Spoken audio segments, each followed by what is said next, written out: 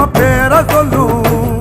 இனி வருங்காலம் நம்ம வாழ சொல்லும். எந்த திசையெல்லாம் நம்ம வீரம் சொல்லும்.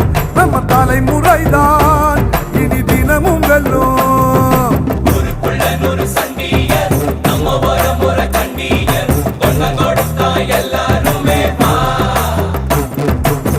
வேட்டையாடும் கூட்டமடா வேட்டையாடி பார்ப்போம்.